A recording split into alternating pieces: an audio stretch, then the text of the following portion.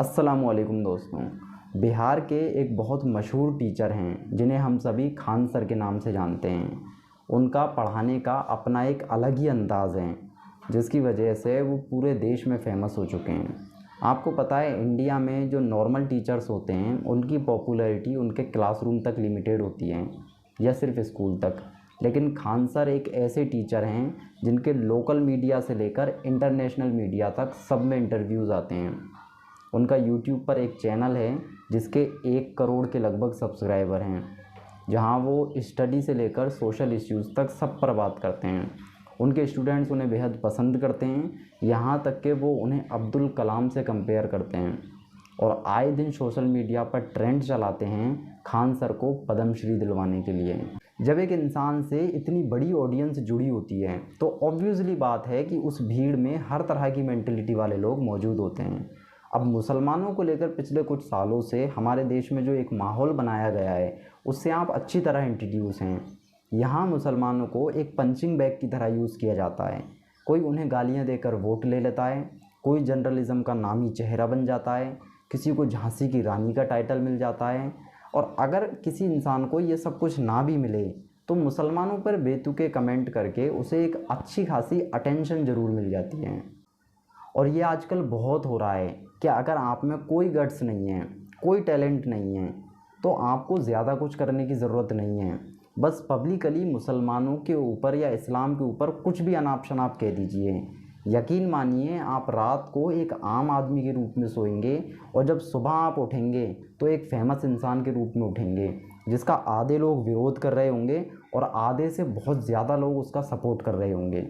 और इसी ट्रैप के अंदर खान सर फंस चुके हैं।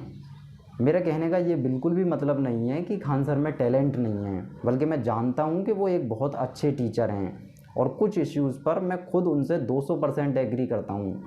बहुत सारी अच्छाइयाँ हैं उनके अंदर, लेकिन अगर कोई इंसान 99 अच्छी बातें करने के बाद एक गाली बक दे तब भी उसे गाली ही कहा जाएगा, कलमा नहीं। उन्होंने अपने किसी वीडियो में यूं ही मुसलमानों पर कोई बेहुदा सा कमेंट कर दिया और उस वीडियो को लोगों ने इनके दूसरे वीडियोस के कंपैरिजन में बहुत ज़्यादा पसंद किया।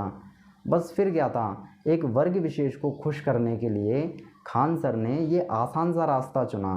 अब वो अपने वीडियोस में जानबूझकर मुसलमानों को टारगेट करते हैं, उनकी फीलिंग्स का, उनके इमोशंस का बहुत बढ़िया तरीके से मजाक उड़ाते हैं। एक ही चीज के दो अर्थ होते हैं, उसी को ना बोलते हैं जी।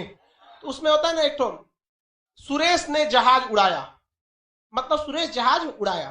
द्वंद्व समास में अब बस इसका नाम चेंज करिए, अब्दुल ने जहाज उड़ाया। सब देखिए लेकिन अंतर हो जाएगा। सुरेश ने जहाज उड़ाया मतलब उड़ाया, और अब्दुल ने जहाज उड़ाया मतलब भड़काया। इसको कहते हैं द्वंद्व समास, एक ही शब्द के दो। जहां हमारे देश में बहुत सारे मुसलमान दिन रात लोगों की मदद कर रहे हैं बिना उनका धर्म पूछे, वो इस बात की मिसाल बन रहे हैं कि इस्लाम प्यासे को पानी पिलाने का नाम है, भूखे को खाना खिलाने का नाम है, किसी भटके हुए राहगीर को रास्ता बताने का नाम इस्लाम है। लेकिन वहीं दूसरी तरफ हमारे खान सर पूरी मस्तमौजी के साथ इस्लाम को आतंकवाद का धर्म सेट करने में लगे हुए हैं। उनका मानना है कि अगर किसी का नाम अब्दुल है तो वो प्लेन उड़ा नहीं सकता बल्कि प्लेन को फोड़ ही देगा। Sir, for your kind information I want to tell you, I think aeroplane एक छोटी सी चीज़ है, बल्कि भारत को परमाणु संपन्न होने का गौरव जिस कलाम ने दिया वो एक अब्दुल ही थे। इन लोग का कोई खास विकास है नहीं। आज भी इन लोग का रजिस्ट्रेशन है पंचर की दुकान पर मीट काटने में। मैं एग्री करता हूँ इस बात से कि मुसलमान अभी एजुकेशन में उतने आगे नहीं हैं, लेकिन उनकी वजह से आप पूरी कम्युनिटी को ही पंचर पुत्र कह देते हैं। मीट की शॉप पर और पंचर की दुकान पर उनका रजिस्ट्रेशन तक बता देते हैं। देखिए, पहली बात तो ये कि ज़रूरी नहीं मीट की शॉप और पंचर की दुकान सिर्फ मुसलमानों की ही हो, ये एक रोज़गार है और किसी भी धर्म के लोगों का हो सकता है। और दूसरी बात ये कि जब आप मुसलमानों को पंचर पुत्र कहते हैं तब आप जानबूझकर इस बात को भूल रहे होते हैं कि आज भी देश में ऐसे बहुत सारे मुसलमान हैं जिनसे एक मीटिंग करने के लिए आपको महीनों पहले अपॉइंटमेंट लेनी पड़ेगी, एंड आई एम श्योर कि आपको फिर भी ना मिले। कोई पता नहीं है, लेकिन फ्रांस के राजदूत को बाहर ले जाए गए हम। ये देखिए, इसको आपको कुछ पता नहीं है। बाबू लोग, तुम लोग पढ़ लो, अब्बा के कहने पे मत आओ। अब्बा तो पंचर साटिए रहे हैं, अब ऐसे ही तुम लोग भी करेगा ना तो बड़ा होकर तुम लोग भी पंचर साटेगा लो। तो पंचर मत साटो, वरना तुमको तो पता ही है, नहीं तो कुछ ना होगा तो चौराहा बैठ के मीट काटेगा तुम, बकलोल कहीं का। बताइए, ये उम्र है बच्चों को यहाँ पे ले आने का। बैनर से छोटा ही बेचारा ये है, क्या कीजिएगा। 18-19 को पैदा होने से तो कोने काम आएगा से, कोनो बर्तन धोएगा, कोनो बकरी काटेगा, कोनो पंचर साट। एक दो गो रहे सब तब ना आदमी बहुत बेहतरीन नाम रखता है। इन सोचो इनको नामों कौन ची होगा, छोटका मझिला पतरका। हुजूर सल्लल्लाहु अलैहि वसल्लम का हमारे दिल में एक बहुत बड़ा मकाम है, और अगर उनकी शान में कोई गुस्ताखी करेगा तो जितने भी मुसलमान ज़िंदा हैं उन सबको बहुत बुरा लगेगा, और उसके अगेंस्ट प्रोटेस्ट करना हमारा कॉन्स्टिट्यूशनल राइट है। और अगर ऐसे किसी प्रोटेस्ट में कुछ बच्चे शामिल होते हैं तो ये हमारे लिए खुशी की और फ़ख्र की बात है कि हमारी नस्लों में अल्लाह के नबी की अहमियत बरकरार है। अच्छा, अगर मैं आपसे पूछूं कि खान सर का धर्म क्या है तो आप क्या कहेंगे? यही कि यार नाम से ही पता चल रहा है, खान सर मुसलमान ही है। लेकिन इनके खुद के वीडियो में इन्होंने बताया है कि इनका असली नाम अमित सिंह है। यार मेरा खान सर नाम न है। सुन तुमको एक बहुत बड़ा मिस्ट्री बताते हैं। उन लोगों ने एक नाम जुगाड़ दिया खान सर, तब से हम हो गए खान सर। जबकि हमको ऐसे लोग हमको अमित सिंह कह के बुलाते हैं।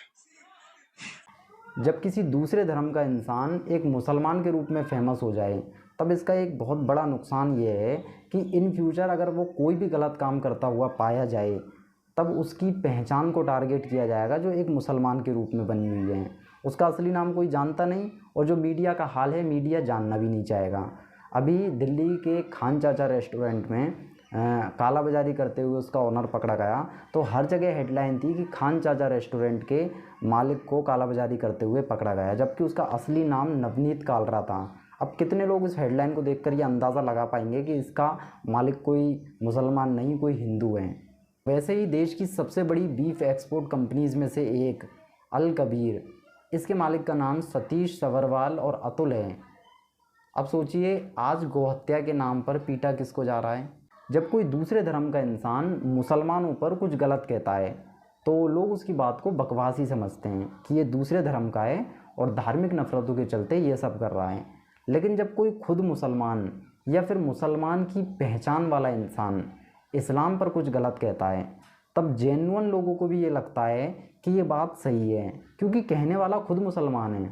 एक मुसलमान जिसको भले ही जीम और हे के बीच का फ़र्क ना पता हो, लेकिन लोगों में ये परसेप्शन बना होता है कि हर मुसलमान ने इस्लाम की कंप्लीट स्टडी की हुई है। और यही नाराज़गी इन खान सर से इस वक्त मुसलमानों को है कि जब ये एज ए खान सर मुसलमानों को इतना सब कुछ कहते हैं तो लोगों को लगता है कि यार जब एक मुसलमान कह रहा है तो ये फिर बात सही है।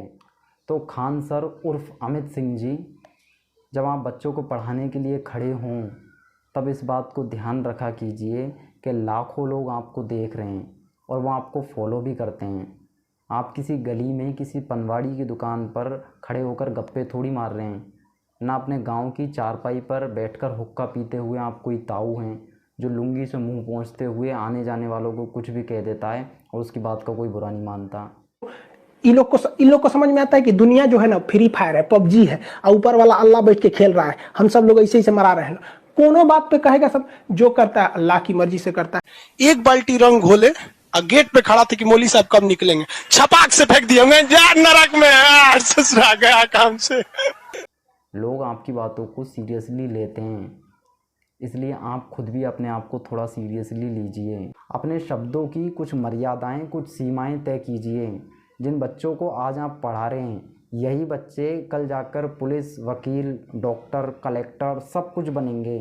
लेकिन क्या आपने कभी सोचा है कि एक कम्युनिटी के लिए जो जहर आप इनके दिमाग में भर रहे हो उसे सोसाइटी की क्या सर्विस करेंगे और कैसी सर्विस करेंगे?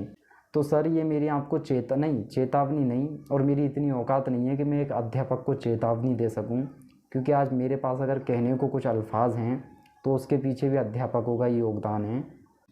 ये मेरी आपको एक राय है, एक रिक्वेस्ट है आपसे कि आप बच्चों को केवल politics, geography, history, chemistry, biology और जो कुछ भी उनके सिलेबस रिलेटेड सब्जेक्ट हैं वो आप उन्हें पढ़ाइए। लेकिन अगर आपको इस्लाम पढ़ाने का ही शौक़ है तो मुझे लगता है कि उसके लिए अभी खुद आपको बहुत सारी स्टडी करने की ज़रूरत है। तो दोस्तों वीडियो आपको कैसा लगा ये आप मुझे नीचे कमेंट बॉक्स में कमेंट करके ज़रूर बताना। और यार ये तो मेरी आपसे शिकायत है कि आप पूरा वीडियो को देखने के बाद में निकल लेते हो और कमेंट्स करके बताते ही नहीं हो कि आपको वीडियोज़ में अच्छा क्या लगा और बुरा क्या लगा। जहाँ आपने अपने वैल्यूएबल टाइम में से 10 मिनट इस वीडियो को देखने के लिए दिए हैं, वहीं 10 सेकंड इस चीज़ के लिए भी दीजिए कि इस वीडियो का कौन सा पार्ट आपको बहुत अच्छा लगा और कौन सा पार्ट आपको अच्छा नहीं लगा, ताकि नेक्स्ट वीडियो के इम्प्रूवमेंट में आसानी हो। मिलते हैं हम इंशाल्लाह अगले किसी वीडियो में।